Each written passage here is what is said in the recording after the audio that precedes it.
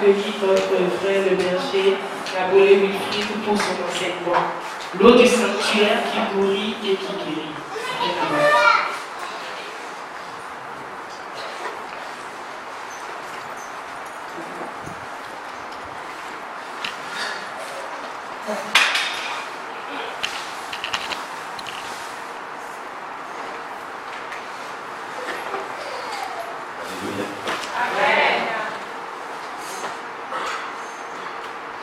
J'espère que vous allez bien. Moi aussi, je vais bien. Je bénis le Seigneur pour la présence parmi vous de façon imprévue. À lui soit toute la gloire. Je voudrais que ce soit lui qui vous parle ce soir. Et non ma pauvre personne. Je disais à la bergère que vous attendiez un éléphant et le Seigneur vous envoie une souris. Voilà. Donc déjà, on met en coup bas si vous, à la fin vous n'êtes pas satisfait, si vous n'avez pas la nourriture. Mais je crois que Dieu fera. Alléluia. Amen. Alors si vous permettez, avant de commencer mon enseignement, je suis sûr qu'il y a quelques personnes qui ont vraiment de très grosses difficultés à pardonner. Donc je voudrais, si ces personnes le veulent vraiment, je peux venir devant, on va prendre un cantique, on va demander à l'Esprit Saint de vous donner la force de pardonner, la force de l'amour qui pardonne.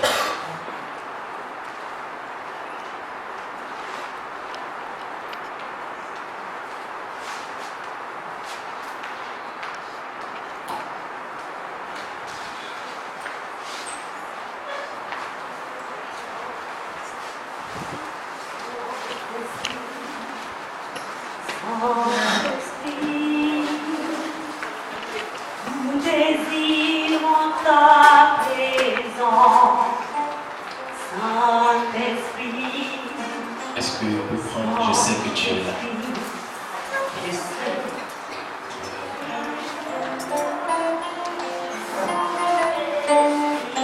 Posez votre main sur votre cœur. Je sais que tu es là. Je sais que tu es là. Sans esprit. Demandez-vous simplement. Je sais que tu es là. Je sais que tu es là. Sans esprit. Tu es là, Saint-Esprit. Je sais que tu es là. Comme le Dieu qui guérit. Je sais que tu es Comme le doigt du Père là. qui vient toucher nos cœurs Je sais que tu qui sont incapables de pardonner. Saint-Esprit, je viens te présenter mes frères et sœurs qui ont de grandes difficultés à pardonner.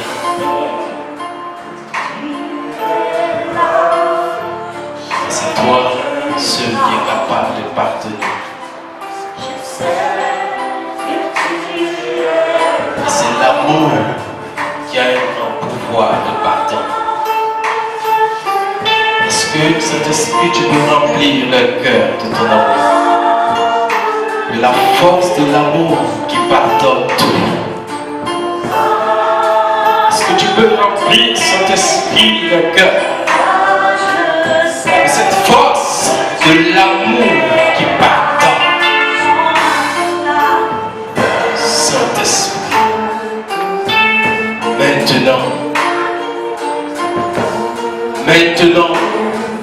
donne à tes bien-aimés la force du pardon. Tu es là. Celui qui est là. touche. Il me remplit d'une grâce particulière qui me rend capable de battre. Saint-Esprit, c'est l'heure. C'est l'heure. C'est l'heure. Maintenant, Saint-Esprit.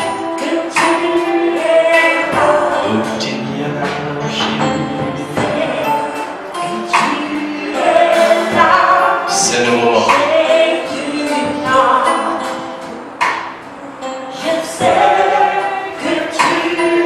C'est le moment, Saint-Esprit.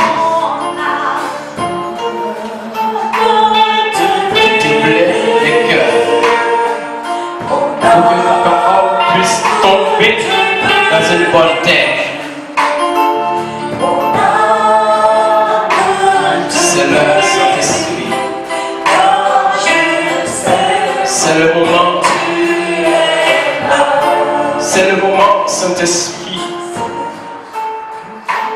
de déblayer ses cœurs pour une nouvelle relation avec toi.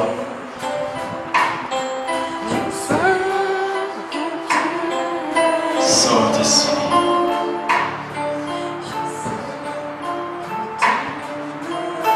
Merci pour ta présence. Remplis-les maintenant. Il y a une diffusion de l'amour de Dieu pour vous. Accueillez. Accueillez un torrent débordant de son amour. Accueillez maintenant. Accueillez maintenant. Accueillez maintenant. Soyez remplis maintenant de ce torrent d'amour. Ce torrent d'amour. De ce torrent d'amour.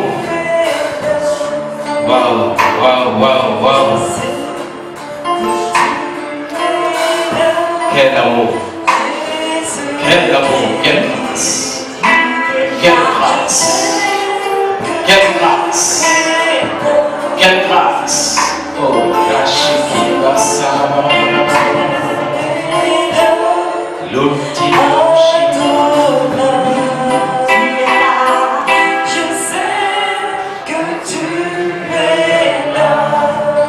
Oh Seigneur, merci pour ce que tu fais dans la vie de tes enfants.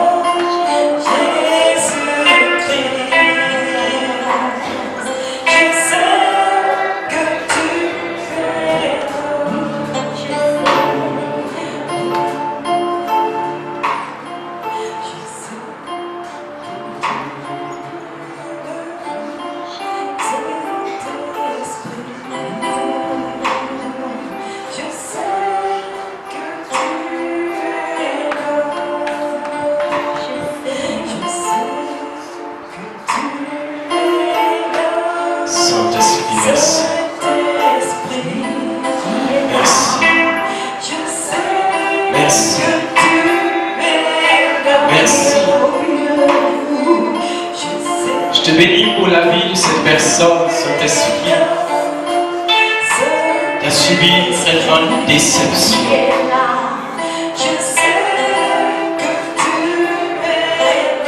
Mais il se dit que j'ai passé le cap.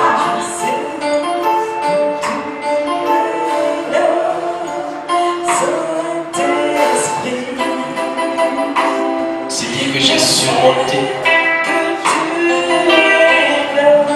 Je n'ai pas besoin de me rabaisser à ce niveau. Je suis fort, je suis forte.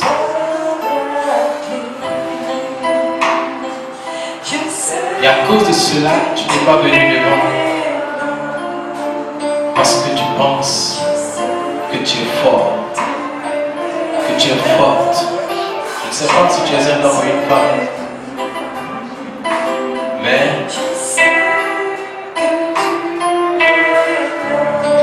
tu refuses, tu as refusé.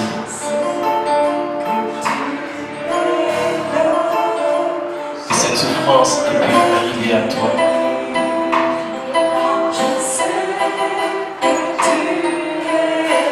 Je prie le Seigneur que d'ici à la fin de ce temps,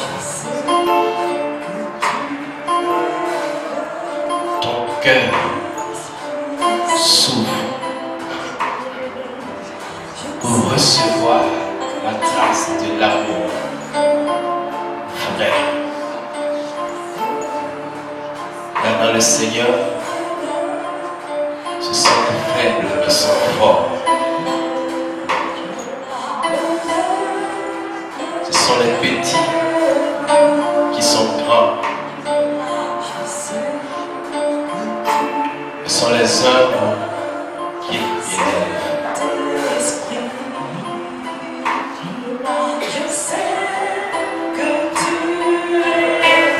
Seigneur, merci pour ta grâce.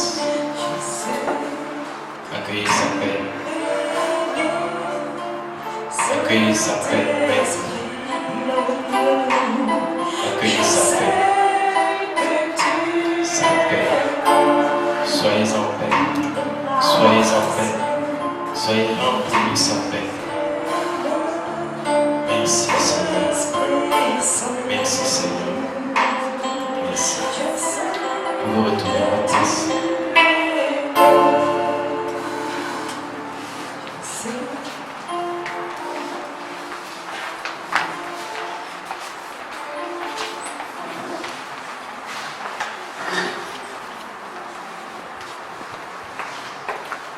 Il m'a été demandé de partager avec vous, c'est l'eau du sanctuaire qui nourrit et guérit. Le texte d'appui, c'est Ézéchiel, le chapitre 47, verset 12e.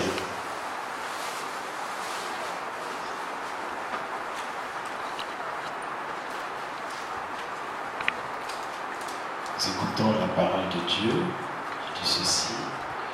Au bord du torrent, sur les deux rives, pousseront toute espèce d'arbres fruitiers. Leur feuillage ne se flétrira jamais et leurs fruits ne s'épuiseront pas.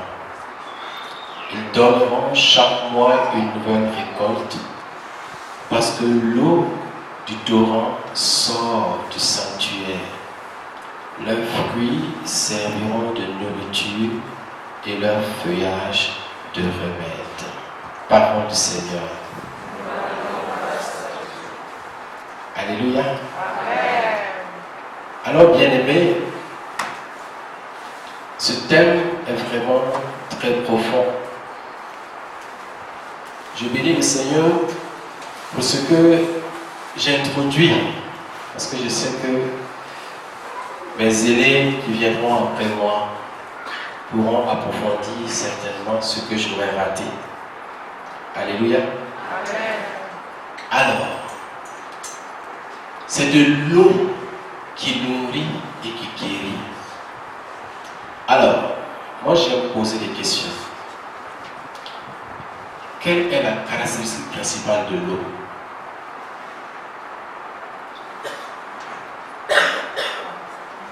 L'eau, c'est quoi? L'eau, c'est la vie. C'est quoi encore?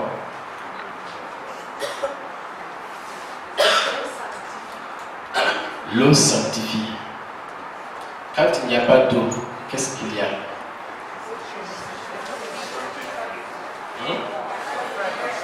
Quand il n'y a pas d'eau, il n'y a pas de vie. Donc, l'eau est nécessaire pour la survie. Pas seulement la survie de l'homme, mais même dans la nature. N'est-ce pas? Quand il n'y a pas d'eau, les arbres sèchent. Les poissons meurent. Et puis, les animaux de la forêt meurent parce qu'il n'y a pas d'eau. Donc, au moment de la sécheresse, tout le monde se cherche. Que tu sois arbre, que tu sois animal, que tu sois humain, tout le monde se cherche. Alors, comme vous l'avez dit, l'eau est symbole de la vie. On se souvient que Jésus a dit dans Jean le chapitre 7, verset 37, 38, il dit que si quelqu'un a soif, qu'il vienne à moi et qu'il boive. N'est-ce pas? Donc, Jésus a de l'eau a donné, qui est capable d'étancher la soif. Mieux, Jésus dit qu'il m'a été demandé de partager avec vous, c'est l'eau du sanctuaire qui nourrit et guérit. Le texte d'appui, c'est Ézéchiel, le chapitre 47, verset 12e.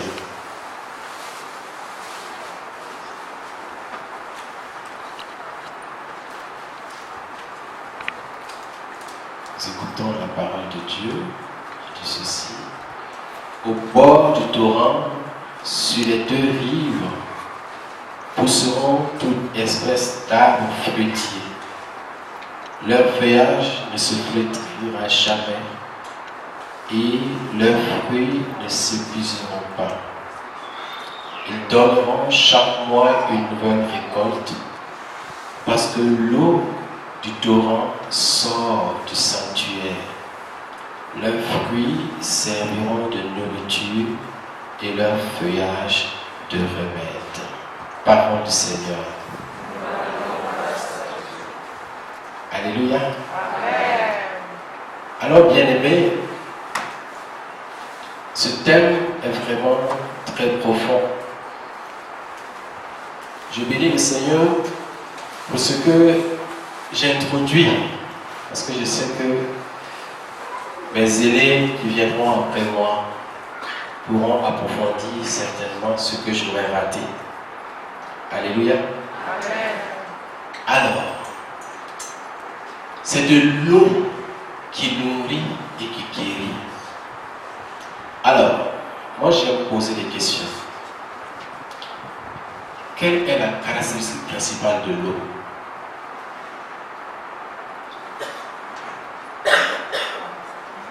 L'eau, c'est quoi? L'eau, c'est la vie. C'est quoi encore?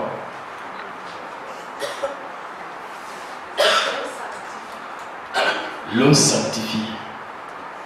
Quand il n'y a pas d'eau, qu'est-ce qu'il y a?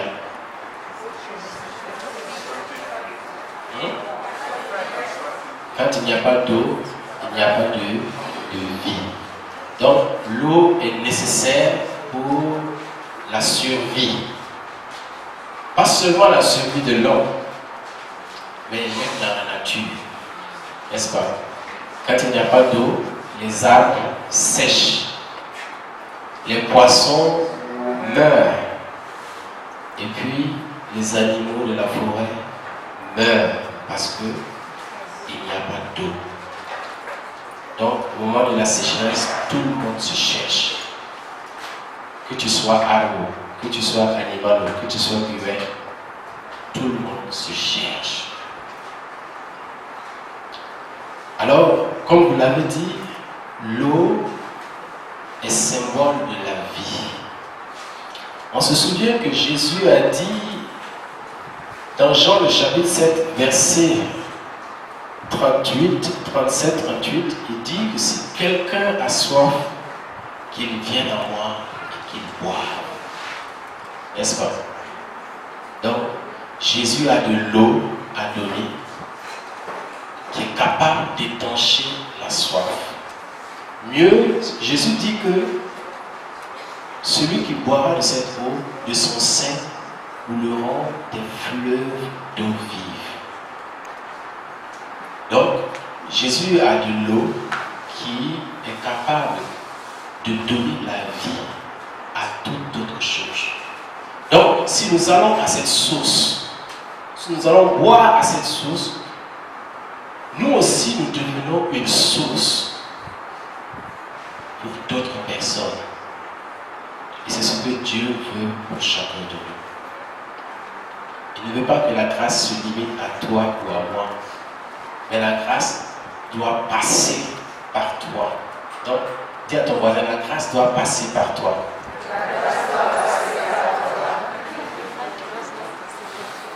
Alléluia.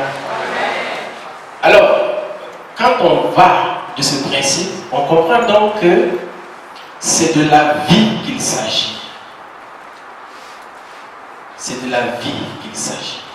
Parce que quand nous lisons ce que Ézéchiel dit, la description que Ézéchiel fait, dit que au bord du torrent, sur les deux rives, toutes sortes d'arbres fruitiers pousseront et leur feuillage ne flétrira pas et leurs fruits ne manqueront pas. Et chaque mois, ils porteront des fruits nouveaux. Parce que cette eau vient du sanctuaire. Donc, c'est par cette eau qu'il y a des arbres, toutes sortes d'arbres qui vont pousser tout autour du torrent. Alors, cette eau a une puissance qui régénère.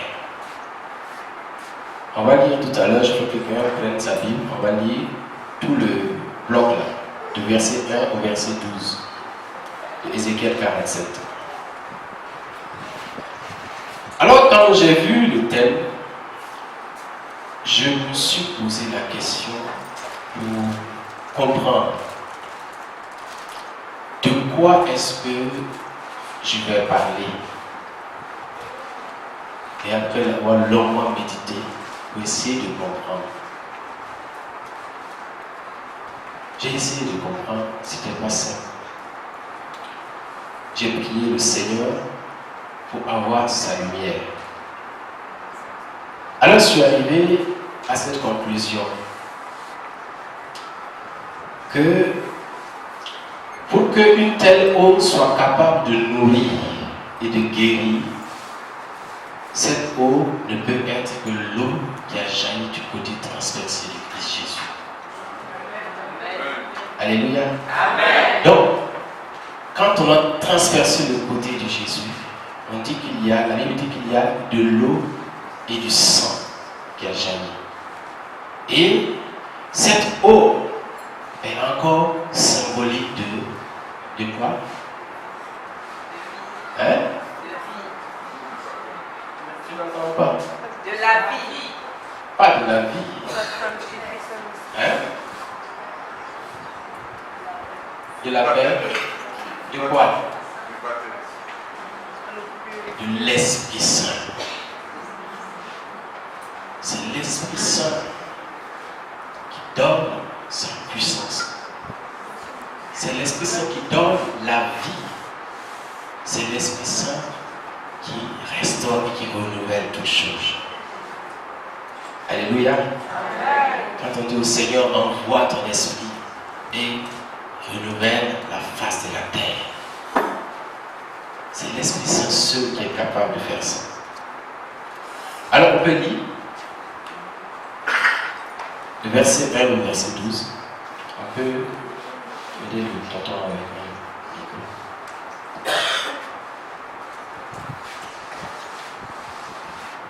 Il me fit venir vers l'entrée du temple. Or, de l'eau sortait de dessous le seuil de la maison vers l'Orient, car la façade de la maison était à l'Orient. Et l'eau descendait au bas du côté droit de la maison, au sud de l'autel. Il me fit sortir par la porte nord, puis il me fit contourner l'extérieur jusqu'à la porte extérieure qui est tournée à l'Orient. Et voici que l'eau coulait du côté droit. Quand l'homme sortit vers l'Orient, le cordeau à la main, il mesura 1000 coudées. Il me fit traverser l'eau. Elle me venait aux chevilles. Puis il mesura 1000 coudées et me fit traverser l'eau. Elle me venait aux genoux. Puis il mesura 1000 coudées et me fit traverser l'eau.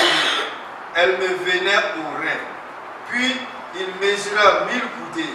C'était un torrent que je ne pouvais traverser, car l'eau avait monté.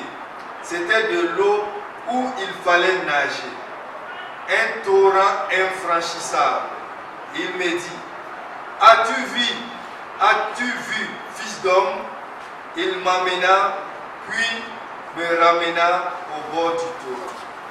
Quand il m'eut ramené, voici que sur le bord du torrent, il y avait des arbres très nombreux des deux côtés. Il me dit, cette eau s'en va vers le district orientale et descend dans la Araba. Elle pénètre dans la mer. Quand elle s'est jetée dans la mer, les eaux sont assainies. Et alors, tous les êtres vivants qui fourmillent vivront partout où pénétrera le torrent. Ainsi, le poisson sera très abondant, car cette eau arrivera là et les eaux de la mer seront assainies.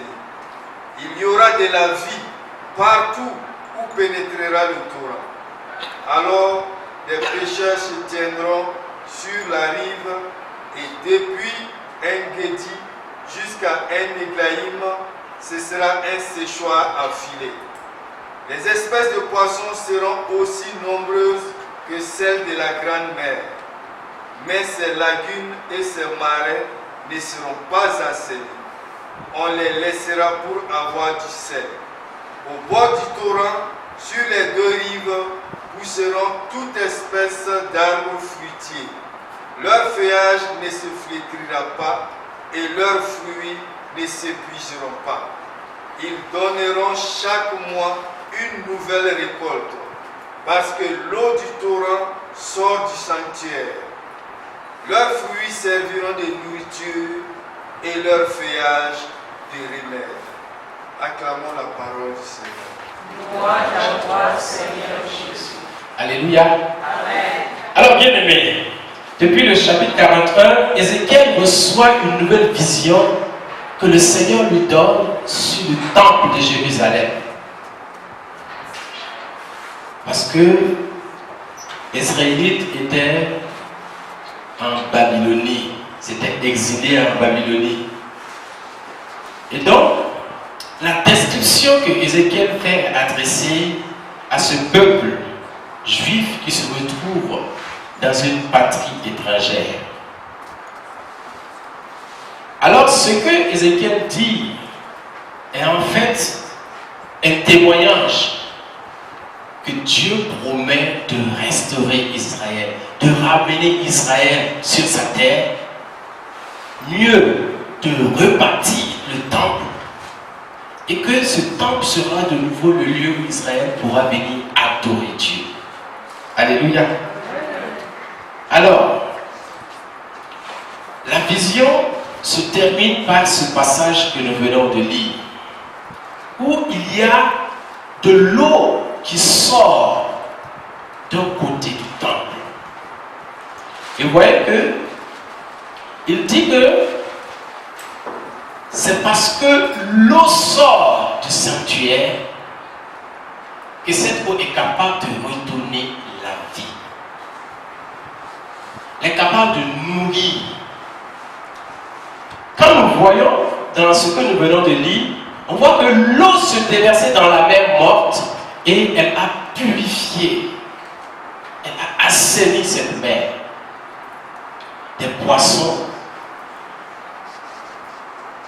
et des pêcheurs qui pêchent. Parce qu'il y a une eau qui sort du sanctuaire. C'est pour ça que je disais que cette eau ne peut être que l'eau qui est sortie du côté de Christ Jésus. Le Christ lui-même dit un jour, détruisez ce temple et en 3 jours je le rebâtirai. Il s'identifie au temple de Jérusalem. Quand le Christ dit à la Samaritaine, l'heure vient et c'est maintenant le moment où les vrais adorateurs n'adoreront plus le Seigneur dans un temple fait de main d'homme, mais ils l'adoreront en esprit et en vérité. Alors le Christ est ce temple qui laisse couler l'eau capable d'apporter la vie. Et la première des choses qui s'est passée quand cette eau a jailli et a touché le soldat qui a transpercé le côté, il s'est converti. Et il dit vraiment, cet homme était le Fils de Dieu. Alléluia. Alors, nous devons comprendre donc que cette eau guérir vient du Seigneur Jésus lui-même.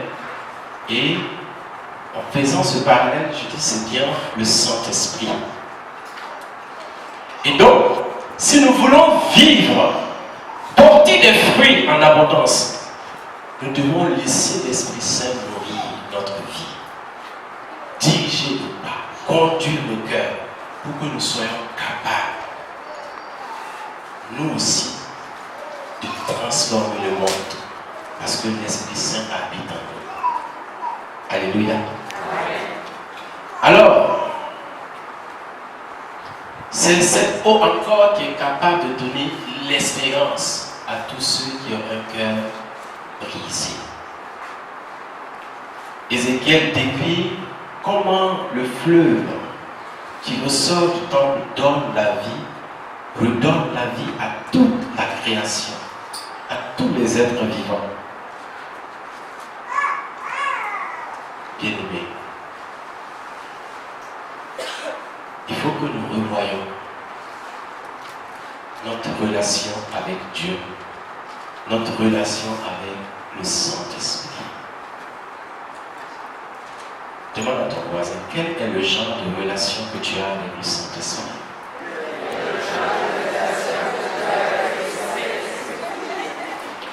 Vous voyez, le psaume 1. Le psaume 1, quand nous lisons les versets 1 à 3, il est dit ceci. Heureux est l'homme qui n'entre pas au conseil des méchants, qui ne suit pas le chemin des pécheurs et ne siège pas avec ceux qui ricanent, mais qui se plaît dans la loi du Seigneur et murmure sa loi jour et nuit. Il est comme un arbre planté près d'un ruisseau qui donne du fruit en son temps et jamais son feuillage ne meurt. Tout ce qu'il entreprend réussira. Alléluia. Amen. Et donc, bien-aimés, pour être plantés au bord de ce ruisseau, nous devons être des hommes et des femmes qui nous plaisons, qui trouvons notre joie à faire ce qui plaît à notre Dieu.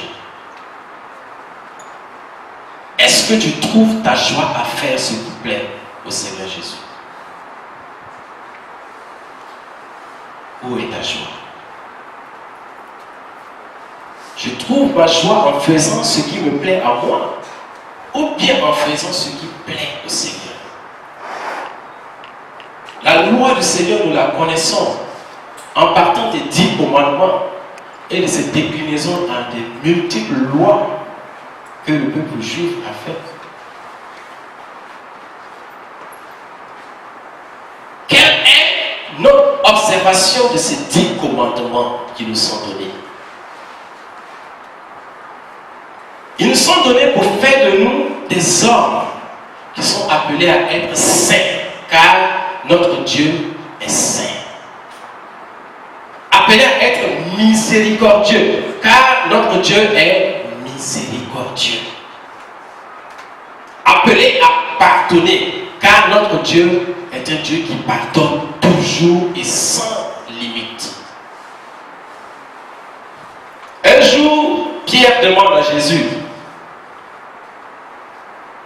quand mon frère m'offense, combien de fois dois-je lui pardonner? Il se précipite pour donner une réponse à Jésus. Jusqu'à 7 fois, parce qu'il trouve que jusqu'à 7 fois c'est déjà trop. Mais quelle est la réponse que Jésus lui donne? 70 fois 7 fois. Et ça, c'est pour chaque offense. Dans la journée. Alléluia.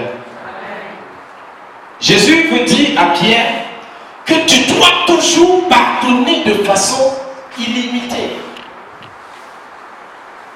C'est pourquoi il dit dans Matthieu chapitre 6, le verset 14, 15, il dit, si vous ne pardonnez pas aux hommes les fautes qu'ils vous ont faites, votre Père non plus ne vous pardonnera pas. Je ne sais pas si on réalise ce que ça veut dire. On dit le Notre Père tous les jours sans tenir compte de ce paragraphe qui dit pardonne-nous nos offenses comme nous pardonnons. C'est devenu banal. Mais quand tu médites sur ça et que tu arrives à ça et que tu ne pardonnes pas à quelqu'un, tu ne peux plus réciter le Notre Père. Quand tu arrives à la partie, tu te bloques parce que tu sens que tu n'es pas vrai. dit une prière hypocrite. Donc, il dit qu'il donne son fruit en son temps. Et jamais son feuillage ne meurt. Et tout ce qu'il fait réussit. Donc la clé, dis à ton voisin, la clé pour réussir, c'est d'être planté au bord du torrent. Si tu veux réussir, il faut que tu te débrouilles pour être planté au bord du torrent.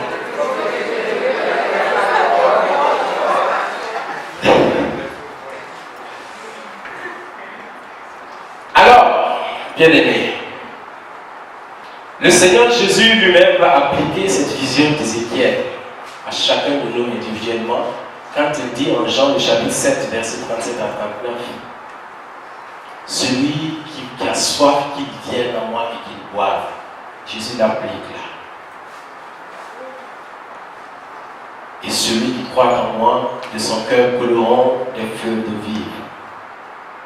Et Saint Jean va commenter au verset 39. Il dit, en disant cela, il parlait de l'Esprit Saint qu'allaient recevoir ceux qui croiraient en lui. En effet, il ne pouvait y avoir l'Esprit puisque Jésus n'avait pas encore été glorifié. Encore le Saint-Esprit. Si le Saint-Esprit n'est pas ton ami, il faut te débrouiller pour qu'il devienne ton ami.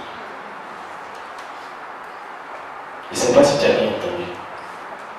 S'il n'est pas ton ami, tu dois te débrouiller pour qu'il devienne ton ami. Et donc, si le Saint-Esprit est ton ami, toi et lui, il n'y a plus rien qu'on va se cacher. Il n'y a plus de jeu de cache-cache. Quand tu vas vouloir aller à gauche et que lui veut que tu ailles à droite, il va t'empêcher d'aller à gauche.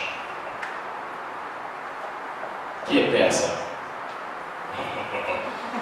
Vas-y.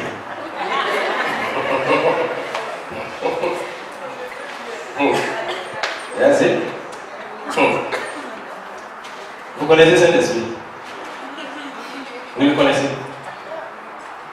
Ou bien vous pensez que vous pouvez le tromper? Ah bon? D'accord. Si je prends un exemple tout de suite. Tu es là, tu pries, c'est pas une parole. Tu pries, tu veux te marier. Cet esprit dit, bon, tu sais, il faut devenir prêtre. Il faut devenir religieuse.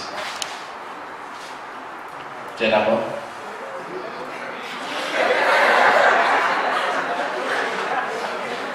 Tu es là, tu pries, tu veux un enfant. Cet esprit te dit, non, tu sais, au lieu de chercher un enfant, il y a des enfants qui sont en orphelinat. Va prendre un là-bas, tu vas gérer. Tu es prêt?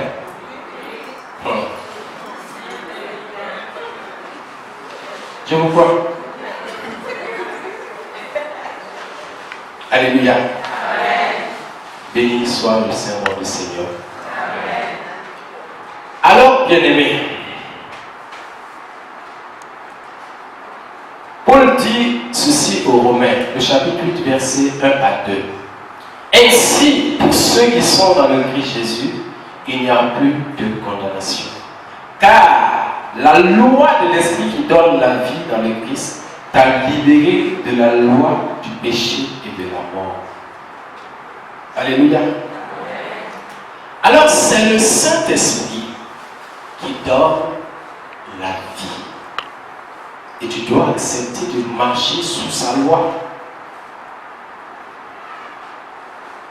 Nous savons que toujours nos péchés nous condamnent. Nos péchés nous accusent continuellement devant le Seigneur. Et souvent à cause de certains péchés, le démon se donne le droit de venir faire ce qu'il veut avec nous. Parce que nous avons péché, nous avons dit, tu peux tout prendre, fais ce que tu veux. Tout ça parce que on voulait notre propre volonté. Et il nous a trompés. C'est comme ça qu'il a trompé Adam et Ève et qu'il a eu le droit sur toute la création. Saint Jacques dit que le péché commence dans la tête. On le mûrit, on le médite. Et puis après, on l'enfante.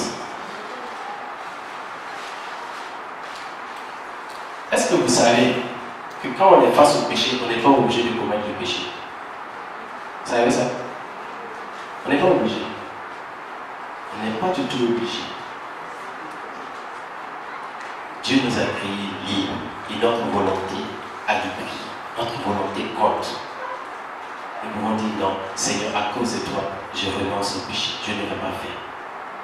Ça commence déjà par un non personnel. Je dis non.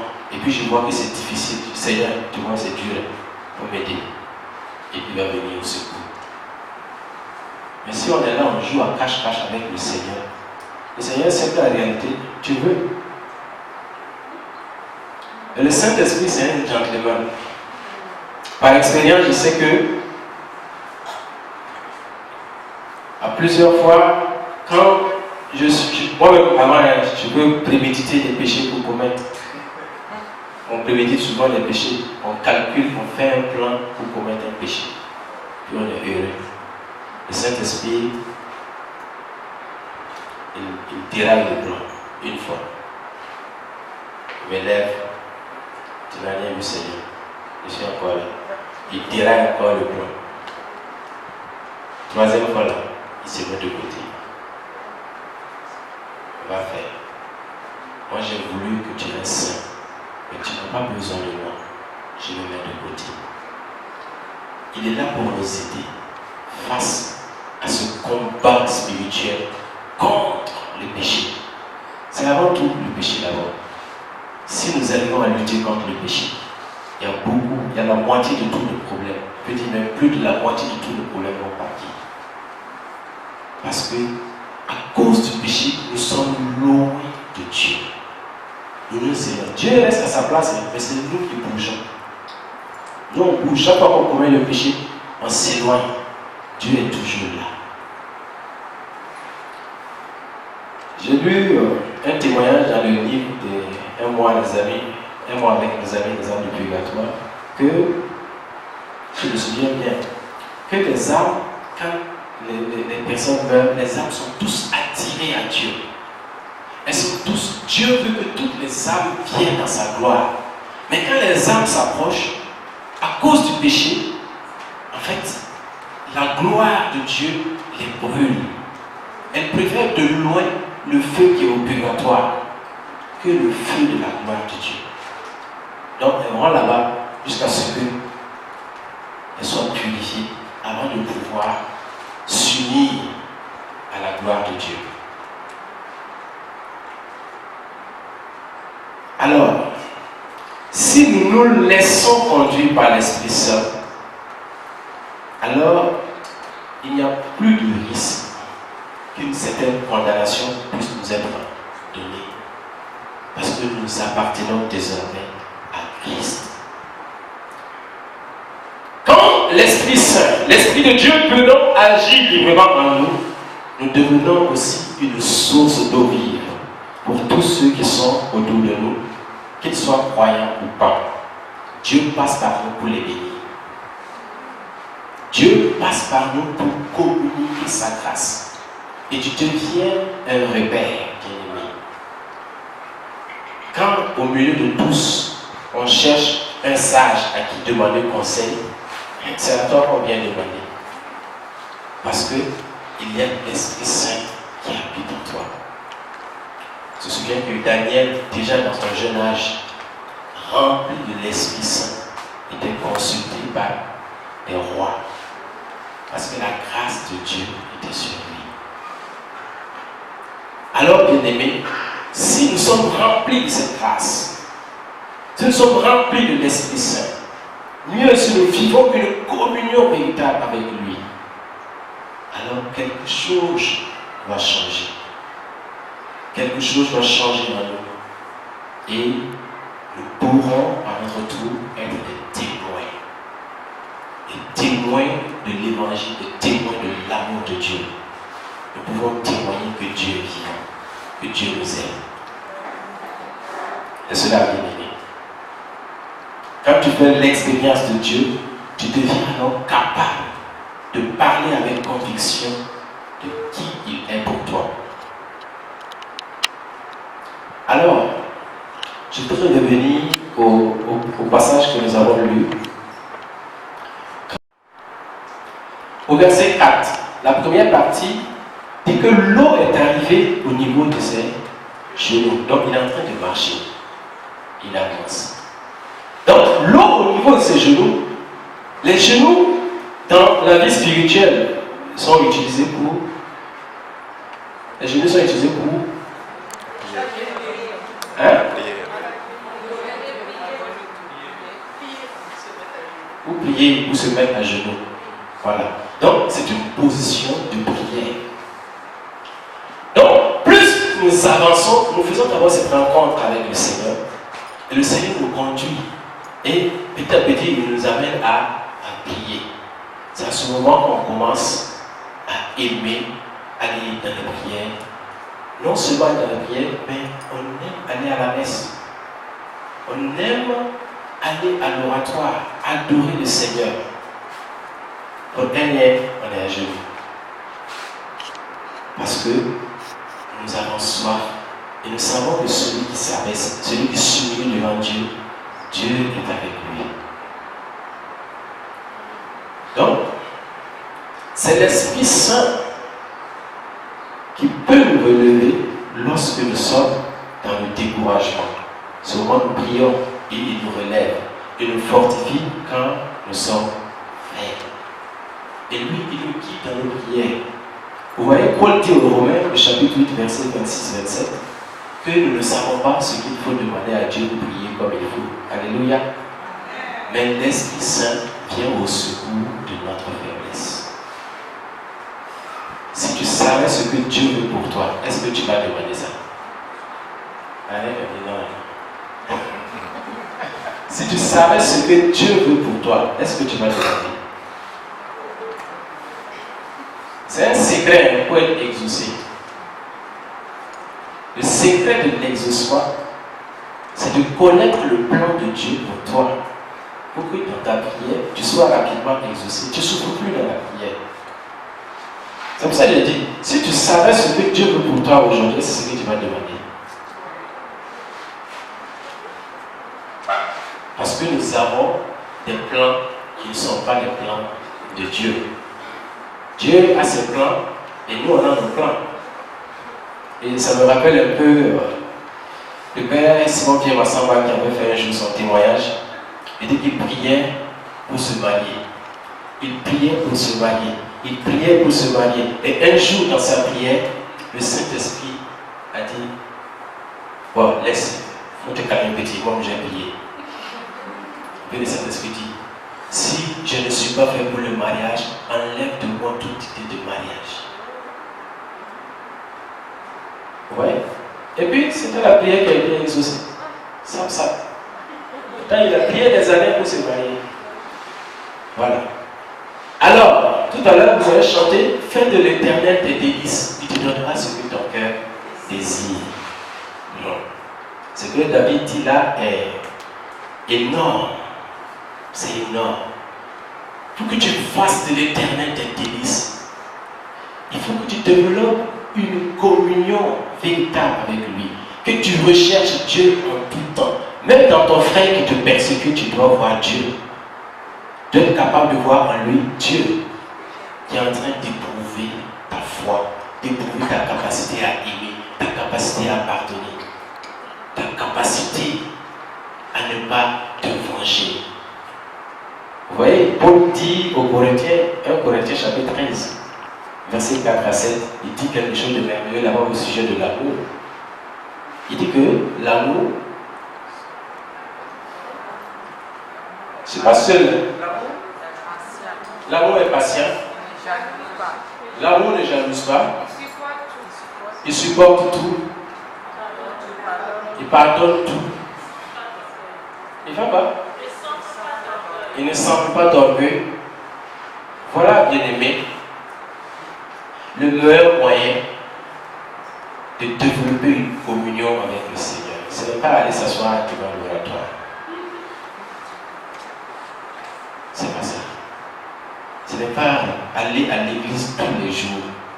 Il y en a qui vont à l'église tous les matins faire la messe, recevoir le corps du Christ. Mais aïe aïe aïe. C'est pas ça. C'est pas ça. Voilà. Donc, notre communion avec le Seigneur doit transformer notre vie. En sorte que ceux qui sont autour de nous, si à la maison on te connaissait d'une façon bizarre, on dit mais quelque chose de bizarre qui est là.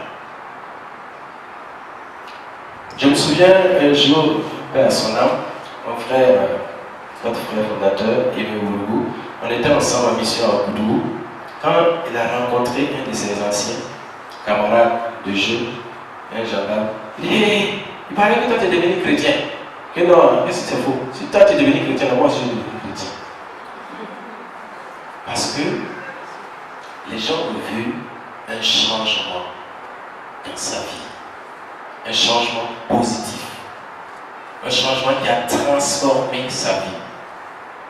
Quelqu'un qui était capable, lorsqu'il faisait moins de petites querelles avec quelqu'un, faire sortir une arme pour agresser. Et qu'il était là maintenant, on vient de piétiner, il ne dit rien. C'est qu'il y a quelque chose qui a changé. Le Seigneur est capable de transformer ainsi nos vies. Quelqu'un a dit que mais ça là, c'est être bête. Oui, bien-aimé, pour Dieu, soyons bêtes. Nul ne sait le jour ni l'heure.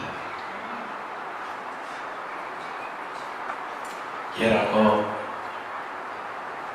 j'ai été réveillé par une triste nouvelle comme ça, et ça m'a rappelé encore que nul ne sait le jour ni l'heure. J'ai un ami qui, avant-hier, simplement, est descendu du travail et jouait avec son enfant de 2 mois. 20h, on dînait l'enfant, on couche l'enfant. 23h, on se réveille, l'enfant saigne partout. L'enfant est parti. Rien, aucun signe avant-couleur. Nul ne sait le jour ni l'heure. Alors, c'est ça, ces petites choses-là qui peuvent nous conduire de l'autre côté. Nous croyons que nous sommes arrivés, mais nous ne sommes pas arrivés. La deuxième partie du verset 4 dit que l'eau arrive jusqu'au niveau des reins. Voilà. Donc, les reins nous permettent de marcher en équilibre, n'est-ce pas? Quand quelqu'un a des problèmes au niveau des reins, là, qu'est-ce qui se passe? Il ne peut pas marcher, il ne peut pas se courber. Voilà. Donc, il y a beaucoup de choses qui sont obligées de se faire assister pour pouvoir faire. Alors, c'est dans cette étape que l'Esprit Saint va nous aider à asseoir une relation véritable avec Dieu. Là, il va nous aider à construire notre être intérieur. L'homme intérieur doit être bâti. Il doit devenir un homme fort, costaud dans le monde spirituel. Non seulement pour ceux qui sont autour de nous, mais pour ceux qui nous quittent également dans le monde spirituel, ils vont voir un homme qui est bien nourri et bâti. Et cela passe, bien aimé, par la connaissance, la lecture, la connaissance de la parole de Dieu, où nous nous nourrissons. Se souvient que Jésus a répondu au diable en disant que l'homme ne se nourrit pas seulement de pain, mais de toute parole qui sort de la bouche de Dieu.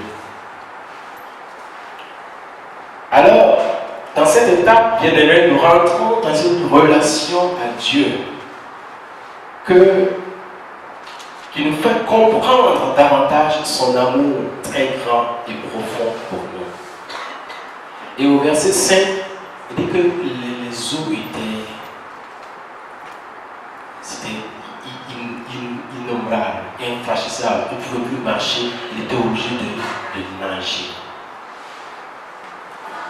Voici le moment où on se jette dans l'amour de Dieu, dans l'amour profond de Dieu, dans l'amour infini. C'est le lieu par excellence où on s'abandonne. On s'abandonne à Dieu. On lui dit de tout prendre, de faire tout ce qu'il veut avec nous. C'est le lieu où on adore Dieu de tout son âme, de tout son cœur. Où notre vie entière est offerte à Dieu comme un sacrifice d'agréable odeur. Alors, bien-aimés, l'action de l'Esprit Saint en nous conduit donc dans une relation parfaite à Dieu, qui est la source de toute vie. L'eau de ce sanctuaire, donc, a une puissance qui est capable de nourrir notre âme, notre être intérieur, tout entier. C'est cette eau qui est capable de nous plonger dans le cœur de Dieu. Jérémie dit que Dieu est un feu dévorant. C'est en nous laissant conduire par l'Esprit Saint que nous pouvons entrer dans ce cœur brûlant d'amour de Dieu. Parce que si Dieu ne met pas en nous un peu de son amour, il nous sera difficile de vivre. L'amour pardonne tout, l'amour supporte tout, l'amour espère tout, l'amour ne sent pas d'orgueil, l'amour ne s'irrite pas, l'amour ne jalouse pas. Voilà, il sera difficile si Dieu ne met pas un peu, je dis bien un peu, une goutte de son amour en nous. Si nous ne sommes pas remplis de cet amour, nous allons continuer à marcher dans des personnes qui sont aigries. Aigries. Souvent nous sommes aigris contre Dieu. Nous sommes fâchés contre Dieu. Parce que Dieu, en fait, comme s'il ne dit pas nous prier. Parce que nous prions, nous demandons des messes, mais il n'entend rien. Il n'entend rien. Et nous prions, nous jeûnons, nous faisons des neuvaines, des neuvaines, des neuvaines, des neuvaines. Mais Dieu, il dirait, voilà, je t'ai fait quoi, Seigneur? J'ai dit ça parce qu'il y a des gens parmi nous qui sont dans ce cas. Voilà. Qui ont quelque chose contre le Seigneur parce que Dieu semble nous avoir oubliés. Non. Dieu veut que vous oubliez votre cœur à son amour.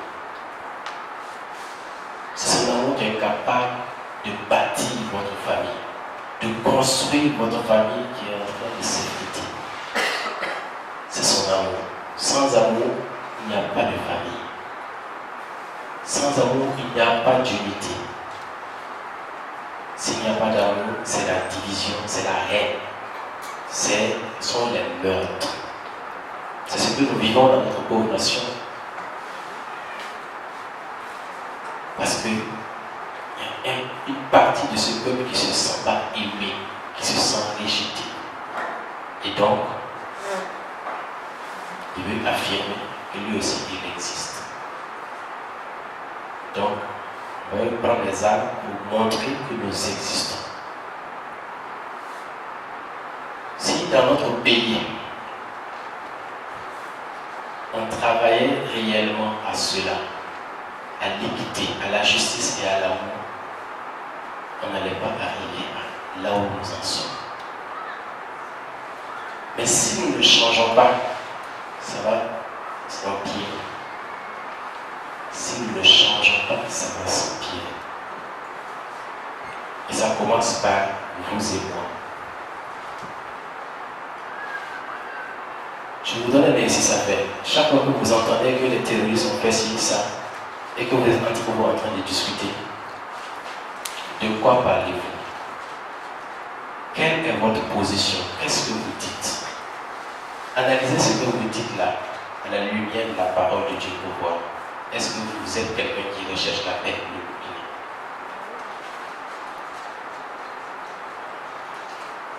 Parce que la plupart du temps, nous condamnons. Nous souhaitons même qu'il meure. Nous cherchons des solutions pour ça. Nous les condamnons. Si nous qui sommes chrétiens, nous commençons par les plaindre. Nous commençons par plaindre la miséricorde de Dieu pour eux. Parce que c'est Dieu seul qui est capable d'apaiser leur cœur pour qu'ils soient ouverts à un certain dialogue. Si Dieu n'intervient pas, il n'y aura aucun dialogue qui va marcher. On va aller s'asseoir, on parle, on s'énerve, et puis on va aller. Il faut que le cœur s'ouvre sincèrement pour pouvoir se pardonner. Mais si Dieu n'intervient pas, quelles que soient les actions que les hommes vont mener, ils n'aboutiront à rien. Ça va toujours être la même chose. Alors ça passe d'abord par chacun de nous. L'attitude que nous avons, le comportement que nous avons dans la société quand ces événements arrivent. L'amour supporte tout. L'amour pardonne tout. Ce n'est pas parce que nous n'aimons pas le Burkina, mais c'est parce que nous aimons le Burkina. Nous devons être capables de prendre le temps de jeûne et de prière pour prier pour la conversion de ces personnes-là, pour prier pour que l'amour de Dieu apaise leur cœur, pour prier que l'amour de Dieu guérisse leur cœur, pour demander vraiment à la grâce de Dieu de les toucher. C'est possible.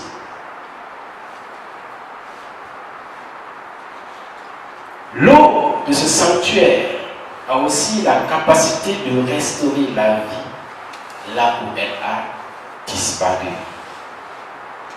Elle est capable d'apporter la lumière de la vie là où se trouvent les ténèbres.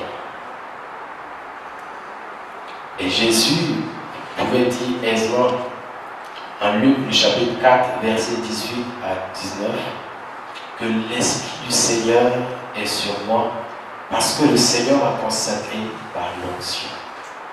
Il m'a envoyé porter la bonne nouvelle aux pauvres, annoncer aux captifs leur libération et aux aveugles qu'ils retrouveront la vue, remettre la liberté aux opprimés, annoncer une année favorable accordée par le Seigneur. Donc, c'est l'Esprit Saint qui est capable de guérir les cœurs brisés, qui est capable de nous donner une bonne nouvelle, de l'espérance, de l'espoir, de la joie dans les cœurs qui sont tristes. C'est lui aussi qui est capable de libérer tous ceux qui sont enchaînés. Alors, je termine par cette question. Quel est le type de relation que j'entretiens avec l'Esprit de Dieu? Chacun médite sur cette question. Il voit ce qu'il faut qu'elle revoie, ce qu'il faut qu'il revoie dans sa relation avec le Saint-Esprit. C'est ainsi que sa vie pourra commencer à prendre un nouveau tournant, un nouveau débat avec le Saint-Esprit. Alléluia. Amen. Je vous salue Marie. Pleine de grâce, le Seigneur est avec vous. Vous êtes bénie entre toutes les femmes, et Jésus, le fruit de vos entrailles, est béni. Sainte Marie, Mère de Dieu, priez pour nous pauvres pécheurs, maintenant et à l'heure de notre mort. Amen. Gloire au Père et au Fils et au Saint-Esprit, comme il était au commencement, maintenant et toujours, dans les siècles des siècles. Amen. C'est bon?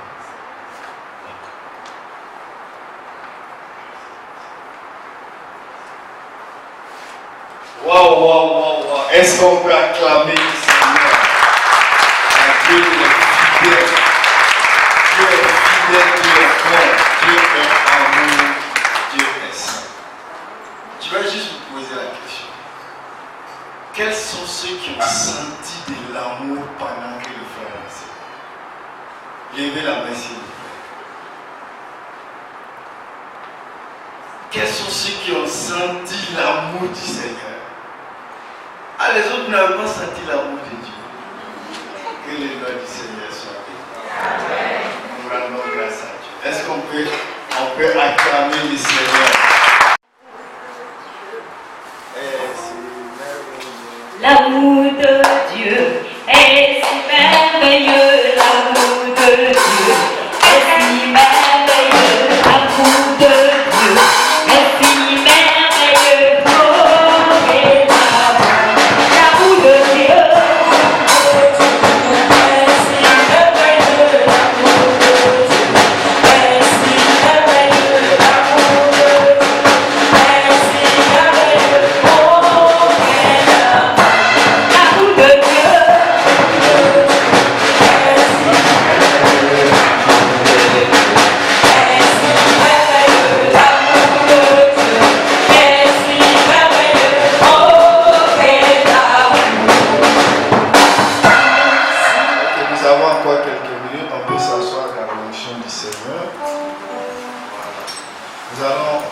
continuer à manger la parole, à ruminer cette parole. Le frère va maintenant entrer dans un temps de prière pour nous, voilà, pour continuer à ouvrir les églises du ciel sur nous, voilà, pour rendre concrète cette parole, cette prédication que nous avons entendue. La parole du Seigneur est plus forte que tout. Le ciel et la terre passeront, mais la parole de Dieu ne passera jamais. Restons dans cette position. Frère, pendant un temps pour prier. Que le nom du Seigneur soit béni.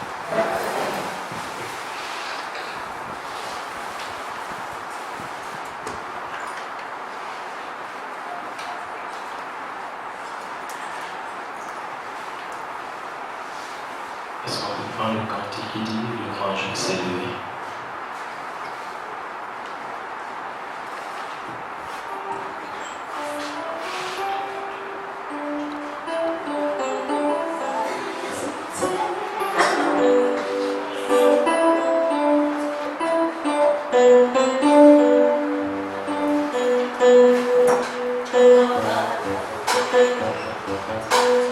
Le grand jour s'est levé.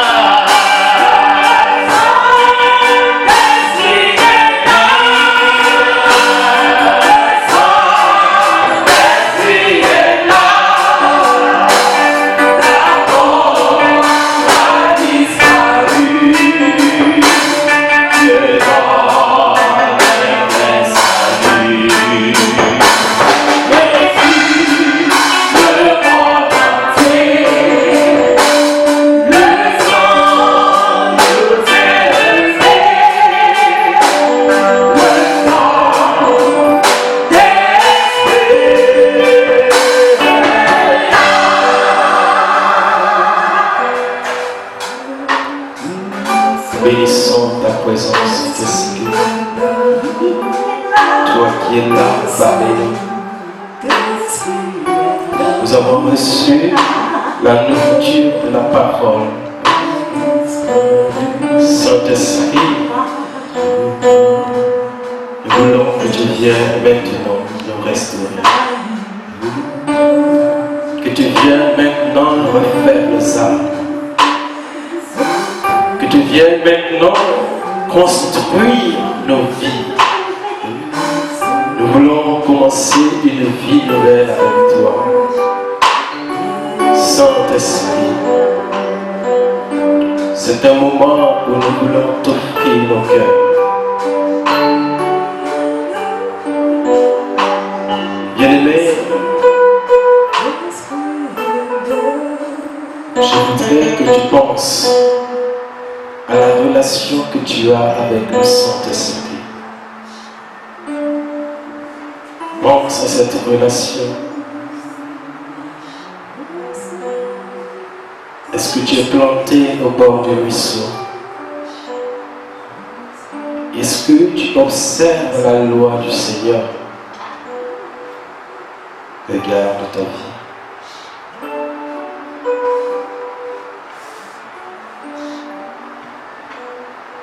Regarde ton attitude face à toutes les actions des terroristes. Regarde ta réaction quand ton frère ou ta sœur te persécute. Regarde.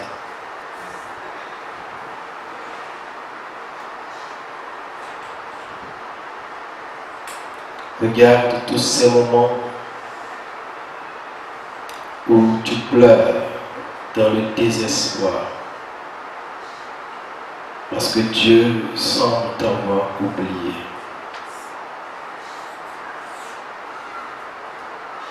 Tes ennemis semblent avoir pris le dessus sur toi. Les impies et les pécheurs semblent réussir leur vie, alors que toi,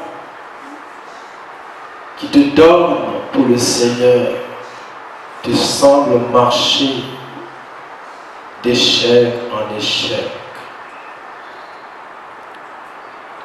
Regarde tout cela et offre-les au Seigneur. Offre-les au Seigneur. Ton découragement, ton désespoir, offre-les au Seigneur. Tes persécuteurs, offre-les au Seigneur. La colère dans ton cœur, offre-les au Seigneur.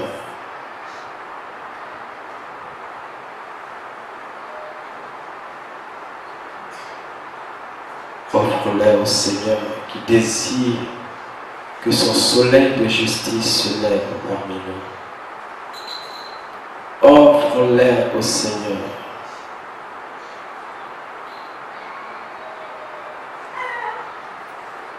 Offre-les au Seigneur. Simplement dans le silence de ton cœur. Pendant que le cœur va prendre un cantique d'abandon, tu vas tout abandonner au Seigneur. Oui, prends tout, Seigneur.